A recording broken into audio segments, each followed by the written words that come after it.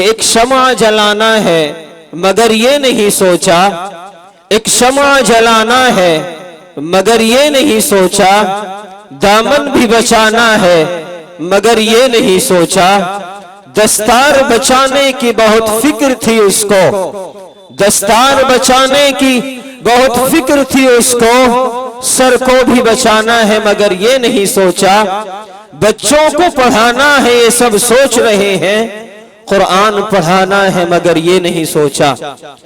حضرات گرامی، اب بغیر کسی تبصرے کے اس شخصیت کو آپ کے سامنے روبرو کرنا چاہتا ہوں کہ جو شخصیت ہمارے علاقے کے اندر ہی نہیں بلکہ پورے ہندوستان کے اندر جگہ جگہ حضرت والا کا بیان ہوتا ہے، اور خاص طور سے ہمارے اس علاقے پر حضرت والا کا بڑا احسان ہے کہ حضرت والا چھوٹے سے چھوٹے اور بڑے سے بڑے پروگرام میں حضرت والا تشریف لاتے ہیں اور لوگوں کے سامنے قیمتی باتیں رکھتے ہیں۔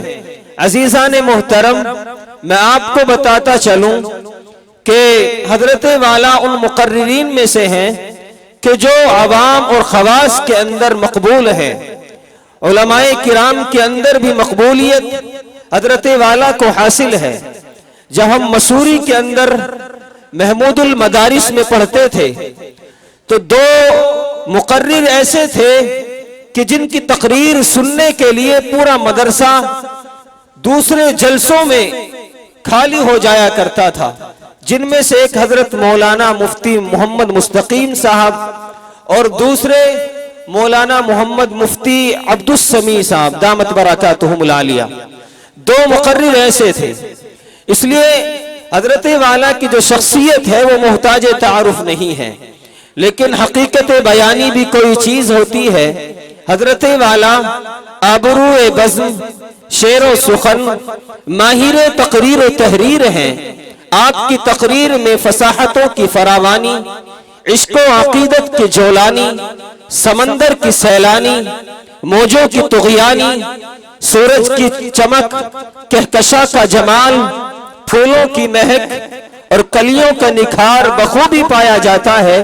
میں حضرت والا سے بہت ہی ادب و احترام کے ساتھ گزارش کروں گا کہ وہ آئیں اور ہم سب کے سامنے پرزور خطاب کریں اور قیمتی نصیحتوں سے ہم سب کو مجلہ و مشفع فرمائیں ان اشعار کے ساتھ کہ درد ملت ہے تو آواز اٹھانی ہوگی، درد ملت ہے تو آواز اٹھانی ہوگی، صورتحال زمانے کو بتانی ہوگی، اور تم جو اٹھ جاؤ ظلم و بربریت کے خلاف یہ تمہارے ایمان کی زندہ نشانی ہوگی۔ جس سے میرا اشارہ کلام حضرت اقدس حضرت مولانا و مفتی محمد مستقیم صاحب دامت برکاتہم، استاد حدیث و فقہ جامعہ عربیہ خادم الاسلام ہاپوڑ ہیں۔ حضرت والا آئیں اور ہم سب کے سامنے قیمتی نصیحتوں سے ہم سب کو مجلہ مشفع فرمائیں۔ ایک کرسی سے لانا ذرا بدل لو۔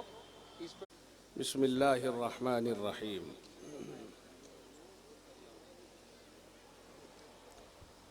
نحمدہ ونصلی علی رسولہ الکریم، اما بعد۔ اعوذ باللہ من الشیطان الرجیم، بسم اللہ الرحمن الرحیم۔ دیکھو میری عادت تو اتنی دوری کی ہے، یہ سب کو معلوم ہے کہ یہ کرسی اور اتنی دوری یہ میری ایک پہچان ہے۔ یہ تو بڑے لوگوں کی بات ہے جو اس کے ساتھ منہ ملا کر کے بات کرتے ہیں، میرے تو بس کا ہے نہیں۔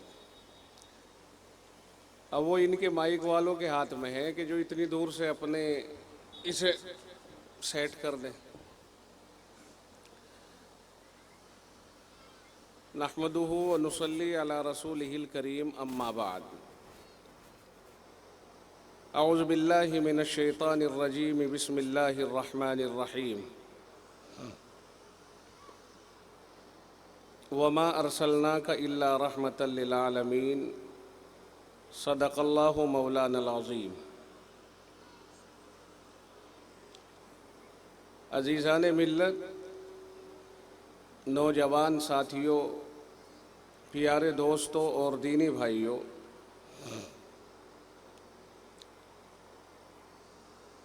موجودہ وقت میں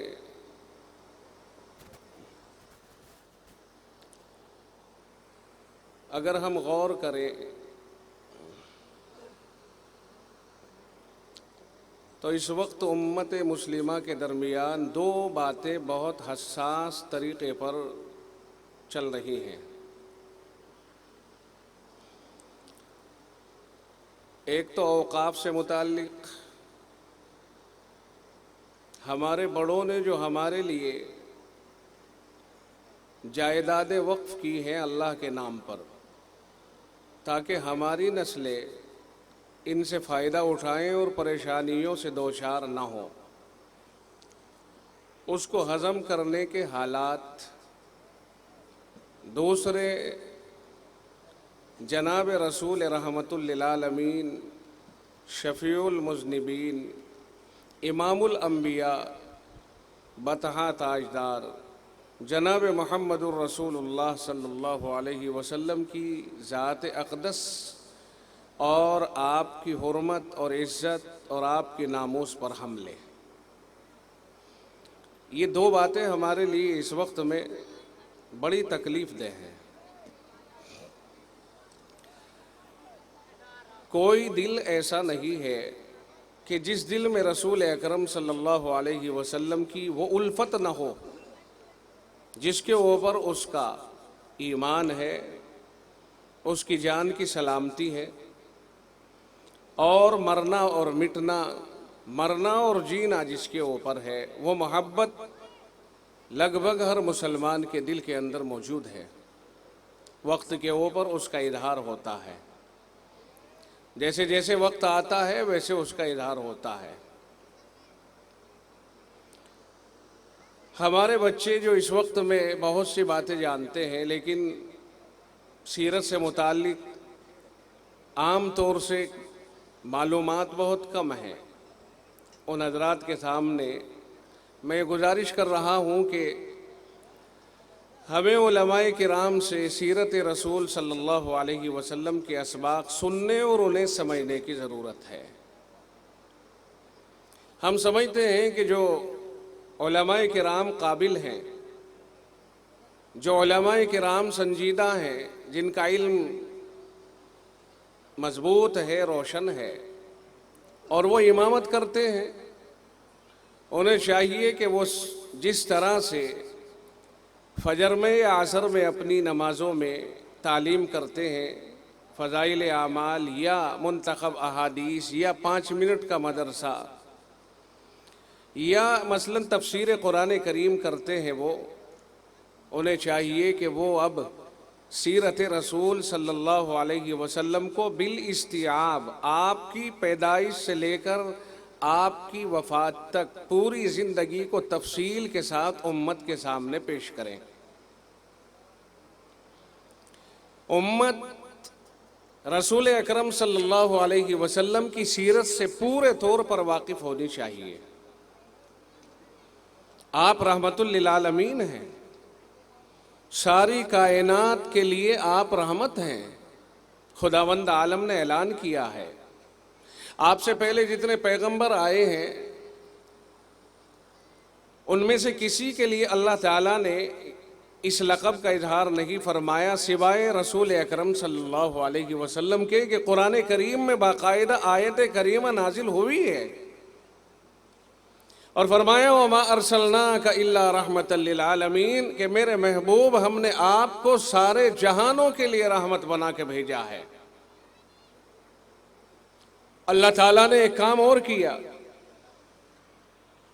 کہ جب آپ کو پیدا کر دیا، آپ کی بعثت ہو گئی، آپ کے بعد یہ اعلان کر دیا کہ اب ہم کسی اور کو نبی اور رسول بنا کر نہیں بھیجیں گے، بس آخری پیغمبر آپ تھے، آپ کے بعد کوئی اور ایسا شخص نہیں بچا جس کے سر پر تاج نبوت سجایا جا سکے۔ آپ رحمت للعالمین بھی ہیں اور خاتم النبیین بھی ہیں۔ آپ ساری کائنات میں سب سے زیادہ رفیع المرتبت اور عظیم المرتبت بھی ہیں۔ آپ کے اوپر اترنے والا پیغام تمام پیغامات میں سب سے بلند مرتبہ ہے، یعنی قرآن کریم۔ اور رسول اکرم صلی اللہ علیہ وسلم نے آپ کے اوپر آنے والے پیغام کی حفاظت کی خود گارنٹی اٹھائی ہے، فرمایا انا نحن نزلنا الذکر وانا لہ لحافظون، ہم نے ہی اس ذکر یعنی قرآن کریم کو نازل کیا ہے اور ہم ہی اس کی حفاظت کرنے والے ہیں۔ آپ کا مقام اور مرتبہ یہ ہے کہ آپ کی ہر چیز کی حفاظت کی گارنٹی لی گئی ہے، آپ کی ہر ادا کی گارنٹی لی گئی ہے، آپ کے اوپر اترنے والے پیغام کی، آپ کے اوپر آنے والی شریعت کی، مذہب اسلام کی مکمل حفاظت کی گارنٹی لی گئی ہے۔ اس کے اوپر کوئی کم عقل اعتراض کرے سو کرتا رہے، مگر اس میں اعتراض کی گنجائش اللہ نے چھوڑی ہی نہیں ہے۔ رحمت للعالمین کا مطلب کہ آپ کے اوپر جو تعلیمات آئی ہے قرآن کریم کی شکل میں، جو شریعت محمدی صلی اللہ علیہ وسلم نازل ہوئی ہے، اس شریعت کی شکل میں اللہ نے آپ کی طرف رحمت کی نسبت کی ہے، یعنی یہ تعلیم جو اللہ نے آپ پر اتاری ہے یہ سارے جہانوں کے لیے رحمت ہے۔ جب تک آپ کی یہ تعلیم باقی رہے گی ساری دنیا باقی رہے گی، اور جب یہ آپ کی رحمت یعنی یہ تعلیم ختم ہو جائے گی تو آپ سمجھ لو کہ دنیا ہی ختم ہو جائے گی۔ آپ رحمت للعالمین ہیں۔ ہم دیکھ رہے ہیں کہ کم فہم، نا سمجھ اور دوسروں کے بہکائے میں بہک جانے والے، خواہ مخواہ کی دشمنی باندھ کر نادان قسم کے لوگ ایسی ذات گرامی کے اوپر بھی حملہ آور ہو رہے ہیں کہ جو صرف اپنوں ہی کے لیے نہیں بلکہ پوری کائنات کے لیے رحمت ہیں، جو صرف انسانوں ہی کے لیے نہیں بلکہ آپ جنات کے لیے، اور صرف انسان اور جنات ہی کے لیے نہیں بلکہ عام جانوروں کے لیے بھی آپ رحمت ہیں۔ بہت سے واقعات ہیں آپ کے، اگر ان کو ذکر کیا جائے تو 30 منٹ اس کے لیے کافی نہیں بھائی، 30 سال بھی آپ کی سیرت کو بیان کرتے گزر جائیں تو آپ کی سیرت کافی پورے طور پر ذکر نہیں ہو سکتی ہے۔ آپ کی زندگی کے بہت سے واقعات ہیں۔ مشہور واقعہ ہے، رسول اکرم صلی اللہ علیہ وسلم کے پاس ایک اونٹ شکایت کرتا ہے، یا رسول اللہ، میرا مالک میرے اوپر میری حیثیت سے زیادہ دباؤ دیتا ہے، میں اتنا طاقتور اب نہیں رہا، بڑھاپے کا دور ہے، اور میرا مالک مجھ سے جوانی کے زمانے کا کام لیتا ہے، مجھے اس سے تکلیف ہے۔ رسول اکرم صلی اللہ علیہ وسلم نے اس مالک کو بلایا اور یوں ارشاد فرمایا کہ یہ تیرا اونٹ مجھے بیچ دو، اس اونٹ کو آپ مجھے بیچ دو، یہ مجھ سے شکایت کر رہا ہے تیری۔ اس نے عرض کیا، یا رسول اللہ، یہ میرا ذریعہ معاش ہے، کمانا کھانا ہے، کرائے بھاڑے کا کام لیتا ہوں، اگر میں اس کو بیچ دوں گا تو میری مشکلیں۔ آپ نے ارشاد فرمایا، اگر بیچ نہیں سکتے تو اتنا خیال رکھو کہ اس کے اوپر اس کی طاقت سے زیادہ بوجھ نہ ڈالنا۔ سمجھنے کی ضرورت ہے، ایک جانور اپنا دکھ آقا رحمت صلی اللہ علیہ وسلم کے سامنے بیان کرتا ہے، آپ کی رحمت اس جانور تک پہنچتی ہے۔ اس جانور نے آقا کے سامنے اپنا دکھ بیان کیا تو فوراً آپ نے اس کا مداوع کیا اور اس کے مالک نوجوان انصاری صحابی سے کہا کہ یا تو اسے مجھے فروخت کر دے یا پھر اس کے اوپر جو تکلیف دیتا ہے اس تکلیف کو ختم کر دے، اور یاد رکھنا آئندہ کام اس سے کم لینا اور چارے پانی کی اس کی نگرانی کرنا۔ یہ ہے رسول اکرم صلی اللہ علیہ وسلم کی طرف سے کہ آپ جانوروں کے لیے بھی رحمت ہیں۔ ایک ہرنی جو کسی کی قید میں ہے، اسے رسول اکرم صلی اللہ علیہ وسلم کی ذات اقدس نظر آئی، آپ سے اس نے التجا کی، یا رسول اللہ، اس نے مجھے گرفتار کر لیا، میرے 2 بچے ہیں، آپ مجھے اگر چھڑوا دیں تو میں اپنے بچوں کو دودھ پلا کر کے آ رہی ہوں۔ آپ نے فرمایا ٹھیک ہے، آپ نے اسے آزاد کرا دیا۔ بعض کتابوں میں لکھا ہے کہ ایک یہودی تھا جس نے اس ہرنی کو گرفتار کیا تھا، اور اس سے آپ نے فرمایا کہ اسے چھوڑ دے، بھیج دے۔ وہ کہتا ہے یہ جانور ہے، اگر آپ نے میرا شکار چھڑوا دیا یہ واپس کیسے آئے گا؟ آپ کیسی بات کر رہے ہو؟ آپ نے فرمایا یہ مجھ سے وعدہ کر رہی ہے، آپ اسے بھیج دو، یہ آئے گی اور میں ذمہ داری لیتا ہوں اس کی۔ چنانچہ اس نے چھوڑ دیا، وہ اپنے بچوں کو دودھ پلائی، اور پلانے کے بعد بچوں کے ساتھ واپس آئی۔ اس نے جب رسول اکرم صلی اللہ علیہ وسلم کا یہ معجزہ اپنی آنکھوں سے دیکھا تو کتابوں میں لکھا یہودی سے رہا نہ گیا، اور اسی وقت میں اس نے کلمہ لا الہ الا اللہ پڑھا، ایمان قبول کیا اور اس ہرنی کو آزاد کر دیا۔ یہ رسول اکرم صلی اللہ علیہ وسلم کی رحمت کا حصہ ہے کہ آپ جانوروں کے لیے بھی رحمت ہیں۔ آپ نے انسانوں، جانوروں اور ہر چیز کے لیے آپ نے ارشاد فرمایا کہ کوئی پھلدار درخت نہ کاٹے۔ دنیا کے لوگ آپ کی سیرت کو پڑھیں، اگر آقا کی سیرت کو پڑھو گے تو شاید کسی کو اختلاف کرنے کا کوئی موقع نہ ملے۔ اگر آپ کی زندگی کو پڑھو گے تو کوئی شاید آپ سے ناراض آپ کو ملے۔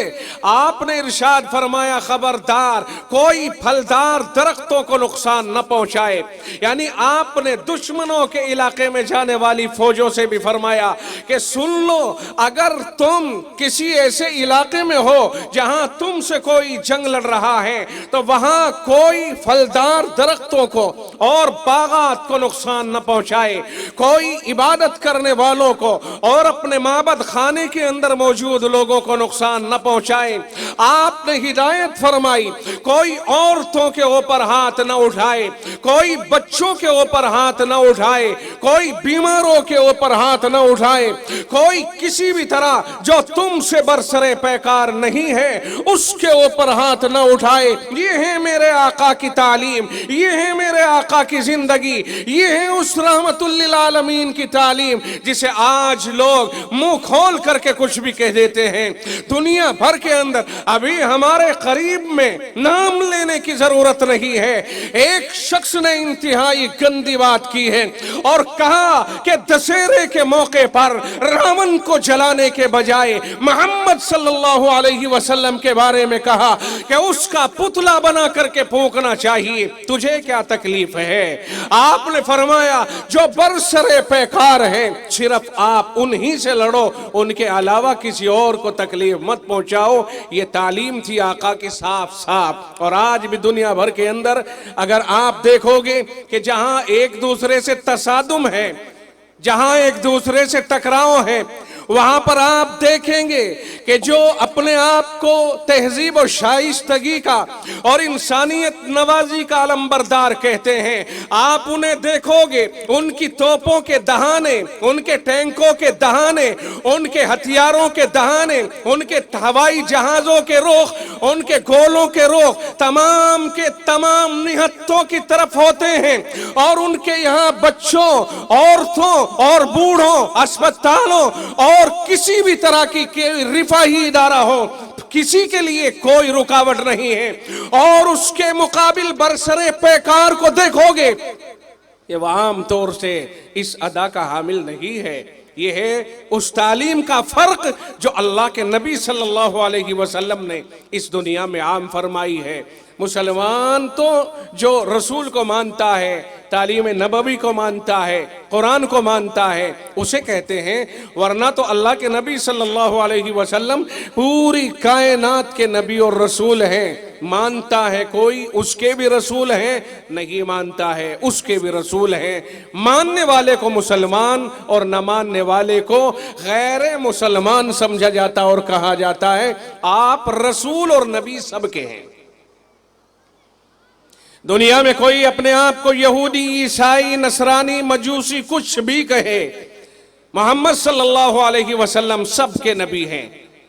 آپ جب تشریف لائے دنیا میں کوئی مسلمان تو نہیں تھا نا، آپ نے جب کلمہ پیش کیا تو سارے کے سارے تو وہ تھے جو کوئی قرآن اور رسول کو مانتا ہی نہیں تھا، لیکن آہستہ آہستہ سمجھ میں آتا گیا اور وہ مانتے گئے، ماننے والوں کو مسلمان کہا جانے لگا، اور کوئی غلط فہمی میں نہ رہے۔ جس طرح آپ کو اللہ نے رحمت للعالمین بنا کر کے بھیجا ہے، وہی طریقہ کار آپ نے اپنایا ہے کہ آپ طاقت میں ہونے کے بعد بھی اپنی طاقت کا مظاہرہ نہیں کرتے ہیں۔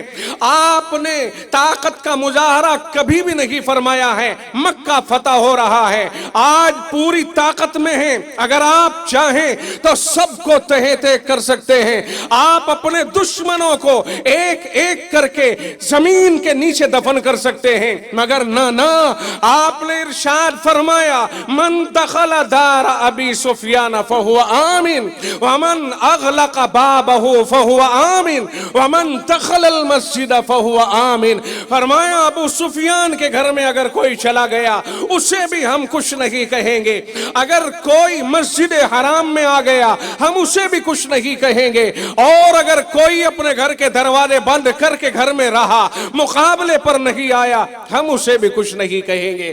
آقا نے عام معافی کا اعلان کر دیا۔ آج فاتح بن کر مکہ مکرمہ میں تشریف لا رہے ہیں، لیکن آپ نے فرمایا نہ ہم کسی کے اوپر ہاتھ اٹھانا پسند نہیں فرماتے ہیں، اور اعلان کر دیا۔ ایک صحابی جب کہنے لگ گئے الیوم یوم الملحمہ، آج تو قتل و قتال کا دن ہے، آج پرانے زخموں کو ایک ایک یاد کر کے اور سامنے والوں کے اوپر تلوار اٹھانا اپنا فرض سمجھ رہا ہے۔ لیکن جب آقا نے یہ سنا کہ یہ تو نعرے لگا رہے ہیں کہ آج تو قتل و غارت گیری کا وہ منظر پیش کریں گے کہ زمین و آسمان دہل جائے، آپ نے فرمایا نہ ہماری یہ سوچ نہیں ہے۔ فرمایا سنو، اس نعرے کی جگہ پر یہ کہو الیوم یوم المرحمہ، آج پیار و محبت کا دن ہے، آج رحم و کرم کا دن ہے، آج عفو و درگزر کا دن ہے، آج رحمتوں کی بارشیں کرنے کا دن ہے۔ یہ ہے وہ رحمت للعالمین جس نے دشمنوں کو اپنے نیچے اور اپنے قابو میں آ جانے کے بعد بھی معاف فرمایا ہے، اور اسی ادا کو عوام کے بیچ میں تقسیم فرمایا ہے۔ یہ ہے رحمت للعالمین محمد صلی اللہ علیہ وسلم۔ آپ کی زندگی کو لوگوں کے سامنے عام کرنا چاہیے۔ لوگ غلط فہمی میں پڑے ہوئے ہیں، لوگوں کے درمیان غلط فہمیاں ہیں، وہ نہیں سمجھتے ہیں رسول اکرم صلی اللہ علیہ وسلم کے بارے میں اور آپ کی زندگی کے بارے میں۔ ہاں بہت سے سمجھتے ہیں، ان میں بھی بہت سے سمجھتے ہیں۔ بھائی لوگوں کے بیانات آتے ہیں سوشل میڈیا کے اوپر، وہ کھل کر کے کہتے ہیں کہ محمد صلی اللہ علیہ وسلم بے انتہا بہترین اور ساری دنیا کے پسندیدہ انسانوں میں سے سب سے بہترین پسندیدہ انسان تھے، وہ ان کی تعلیمات سے متاثر ہیں، مگر ایسے افراد کم ہی ہیں، اور ایسے بہکاوے میں آنے والے زیادہ ہیں کہ جو آپ کے اوپر کیچڑ اچھالنے کی کوششیں کرتے ہیں اور آئے دن گستاخیاں کرتے رہتے ہیں۔ میں آپ کو یہ بات عرض کر دوں اور یہ بات وثوق کے ساتھ کہہ رہا ہوں کہ آج تک یہ تاریخ ہے کہ جس نے اللہ کے نبی صلی اللہ علیہ وسلم کی شان اقدس میں گستاخی کی ہے، آپ تاریخ اٹھائیے اور ہر دور کی تاریخ آپ کو بتائے گی کہ جو گستاخی کرنے والا تھا وہ کبھی بھی سلامت نہیں رہا، خدائی عذاب اس کے اوپر آیا، حالات بگڑے اور وہ تباہ و برباد ہوا۔ کوئی بھی طریقہ اختیار کیا گیا ہو اللہ کی طرف سے، مگر وہ تباہ و برباد ہوا۔ جو رسول کا گستاخ ہوتا ہے وہ روئے زمین کے اوپر من جانب اللہ چین سے نہیں رہ پاتا ہے۔ اللہ کا یہ نظام ہے، مصطفیٰ کے گستاخ کو ہمیشہ اللہ نے کیفر کردار تک پہنچایا ہے۔ حالات ایسے ہی بن جاتے ہیں۔ اللہ تعالی ہماری بھی حفاظت فرمائے اور ہر مسلمان کے دل کے اندر محبت کا اور زیادہ سمندر موجزن فرمائے، اور ساری کائنات میں بسنے والے ہر انسان کو محمد الرسول اللہ صلی اللہ علیہ وسلم کی ذات اقدس کو سمجھنے کی توفیق عطا فرمائے۔ ہمارے اوپر یہ ذمہ داری ہے کہ ہم آپ کی رحمت للعالمین کی اذنی کو ظاہر فرمائیں۔ آپ رحمت للعالمین ہیں، ساری کائنات کے لیے رحمت ہے، آپ عورتوں کے لیے رحمت، عورتوں کے لیے میں عرض کر دوں کہ آج کے دور میں تو عورتوں کے بہت سی جگہوں پر دیکھے ہیں کہ صاحب ریلیاں نکل رہی ہیں، ریلیاں کہ صاحب ہمیں دبایا جا رہا ہے، آزاد کیا جائے۔ آپ سمجھو 1500 سال پہلے کی تاریخ اٹھا کر کے دیکھو کہ جس زمانے میں محمد الرسول اللہ صلی اللہ علیہ وسلم تشریف لائے ہیں، اس زمانے میں عورتوں کو زندگی جینے کا بھی حق نہیں تھا۔ نہ جانے کتنی عورتیں اس زمانے میں پیدا ہوتے ہی زمین میں دفن کر دی جاتی، اور فخریہ انداز میں لوگ کہتے کہ میں نے اپنی ہونے والی بیٹی کو زمین میں دفن کر دیا، زمین میں دبا دیا۔ آقا تشریف لائے، قرآن کریم آپ کے اوپر آیا، رب نے ارشاد فرمایا وَإِذَا الْمَوْعُودَةُ سُئِلَتْ، جب وہ وقت یاد کرو کہ جب زندہ زمین میں دفن کی ہوئی بچی سے پوچھا جائے گا، یعنی قیامت کے دن پوچھا جائے گا بِأَيِّ ذَنبٍ قُتِلَتْ، کہ یہ بتاؤ تجھے کون سے جرم میں مارا گیا ہے۔ ظاہر ہے اس بچی کا تو کوئی جرم نہیں تھا، اس کے باپ نے جو زمین کے اندر گڑھا کھود کر اسے دفن کیا ہے، بچی کا کوئی جرم نہیں تھا۔ البتہ اس کے دماغ میں یہ بات پیدا ہو گئی کہ صاحب یہ لڑکی ہے، میرے گھر کوئی داماد بن کے آئے گا، اسے شرم کا باعث سمجھتے اور اس بچی کو ہی زندہ زمین میں دبا دیا کرتے تھے۔ کس نے حق دیا ہے عورتوں کو؟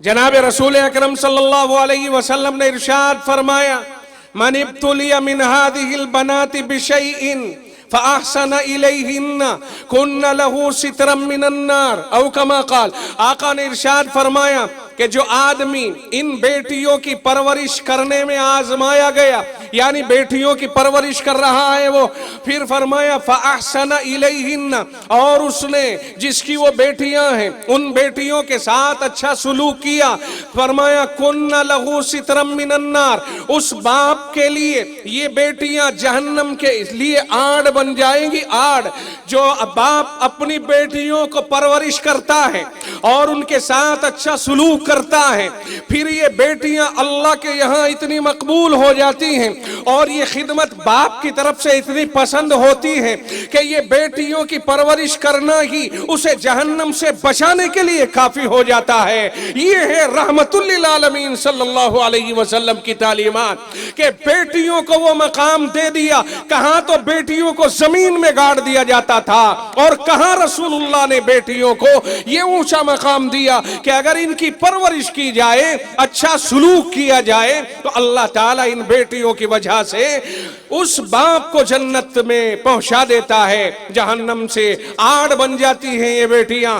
آپ بیٹیوں کے لیے رحمت، آپ ماؤں کے لیے بھی رحمت ہیں کہ جب یہ بیٹیاں بڑی ہوں، شادیاں ہو جائیں اور ان کو اللہ تعالیٰ دوسرے گھر میں قبول فرما لے، پھر انہیں اللہ اولاد عطا فرمائے۔ میرے آقا نے بھی فرمایا، قرآن کریم بھی کہتا ہے ان کی تعریف کرتے ہوئے، آقا نے کہا ان الجنت تحت اقدام امہاتکم، فرمایا یہ جنت تمہاری ماؤں کے قدموں کے نیچے ہے۔ جنت تمہاری ماؤں کے، پہلے بیٹی بنی تو بیٹی کی فضیلت، پھر یہ ماں بنی تو ماں بننے کے بعد فرمایا اولاد سے، اور سن لو نوجوانوں، اللہ کے نبی علیہ السلام نے فرمایا ان ماؤں کے قدموں کے نیچے تمہاری جنت ہے۔ ان ماؤں کے قدموں کے نیچے جنت کس نے بنائی جناب؟ اگر رسول اللہ یہ نہ فرماتے تو کبھی بھی ان کے قدموں کے نیچے جنت نہ ہوتی۔ یہ اللہ کے نبی علیہ السلام کی رحمت کا حصہ ہے۔ رسول اللہ صلی اللہ علیہ وسلم اس پوری کائنات کے لیے رحمت کہ اگر آپ کی تعلیم موجود ہے تو آسمان و زمین باقی ہے، ایک بھی اللہ اللہ کہنے والا موجود ہے، یہ آسمان و زمین باقی ہے۔ آپ علماء کے لیے رحمت ہیں، فرمایا اللہ کے نبی علیہ السلام نے ان العلماء ورثۃ الانبیاء، فرمایا علماء نبیوں کے وارث ہیں، علماء نبیوں کے وارث ہیں، علماء کے لیے نبیوں کی وراثت۔ اور آقا نے یہاں تک بھی ارشاد فرمایا من عادى لي وليا فقد آذنته بالحرب، کہ اللہ یہ فرماتا ہے کہ جس نے میرے ولی کو ستایا میں اسے جنگ کا چیلنج کرتا ہوں، اور ولیوں میں سب سے پہلا ولی عالم ہوتا ہے۔ اللہ تعالیٰ نے رسول اکرم صلی اللہ علیہ وسلم کو علماء کے لیے رحمت بنایا ہے، طلباء کے لیے رحمت، آپ پڑھنے والوں کے لیے رحمت، کیونکہ اللہ کے نبی علیہ السلام ہی نے ارشاد فرمایا ہے کہ فرشتے طلبہ کے قدموں کے نیچے اپنے پروں کو بچھاتے ہیں اس کی خوشنودی کو حاصل کرنے کے لیے۔ معلوم ہوا آپ علماء کے لیے بھی رحمت ہیں اور آپ پڑھنے والوں کے لیے بھی رحمت ہے۔ یہ رحمت کون ہے؟ یہ جناب محمد الرسول اللہ صلی اللہ علیہ وسلم، یہ ہیں سب کے لیے رحمت۔ آپ پڑوسیوں کے لیے رحمت ہیں۔ آپ نے ارشاد فرمایا کہ وہ آدمی مومن کامل نہیں ہے، لیس المؤمن الذی یشبع وجارہ جائع الی جنبہ، فرمایا وہ آدمی کامل درجے کا مومن نہیں جو خود اپنا پیٹ بھر لے اور پڑوسی اس کا بھوکا رہے، پریشان حال رہے۔ اور بھائی یہاں ایک بات سمجھنے کی ہے اور میں عرض کرتا ہوں کہ اگر کوئی اس حدیث پاک کو ہی صرف اپنے لیے مشعل راہ بنا لے تو اختلافات کی گنجائشیں ہمیشہ کے لیے ختم ہو رہی ہیں۔ اس حدیث پاک میں آپ نے نہ مومن کا ذکر فرمایا نہ غیر مومن کا ذکر فرمایا، بلکہ آپ نے ایک پڑوسی کا ذکر فرمایا۔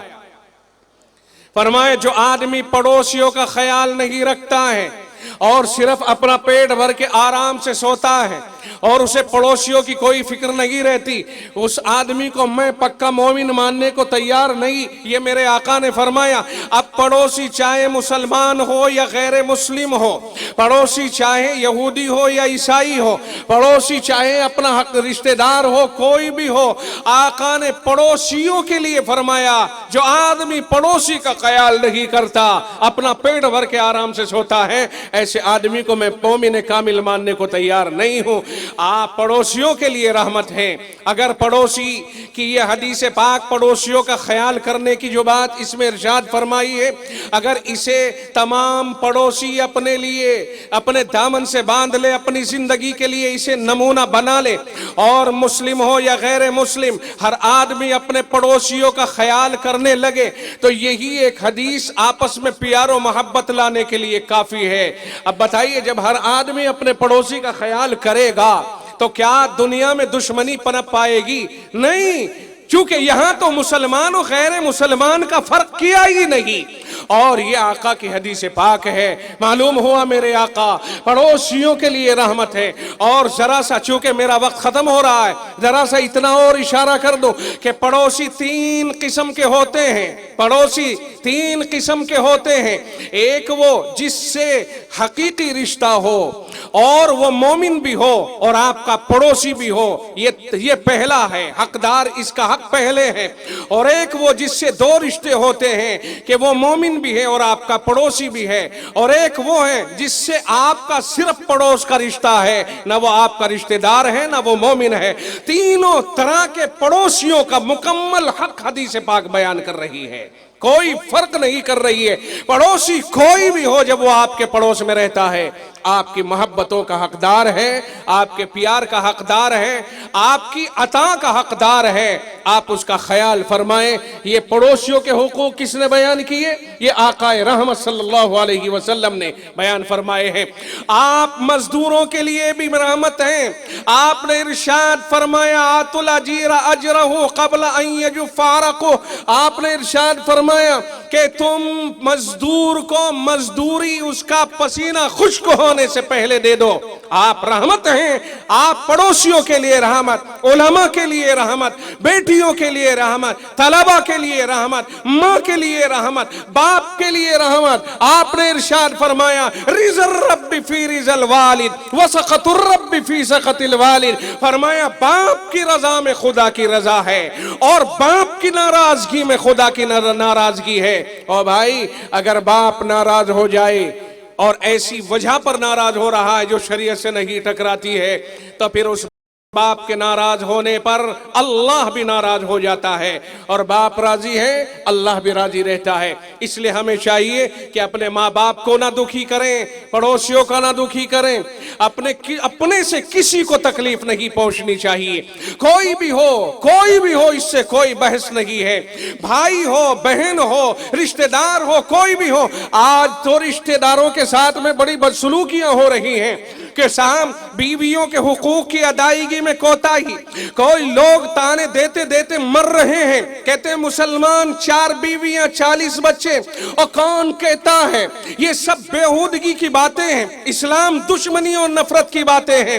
اور جس اسلام نے 4 بیویوں کی اجازت دی ہے اس نے شرط لگا کر کے دی ہے, اگر تم چاروں کے درمیان میں عدل و انصاف کو قائم رکھ سکو تو 4 بیویوں تک تم کر سکتے ہو ایک سے, ورنہ اگر تمہارے اندر عدل و انصاف قائم کرنے کی ہمت نہیں ہے فواحدتن, تو پھر صرف ایک ہی بیوی کو آپ اپنی زوجیت میں رکھیں. یہ بیکار کی باتیں ہیں جو تانا بازی ہو رہی ہے.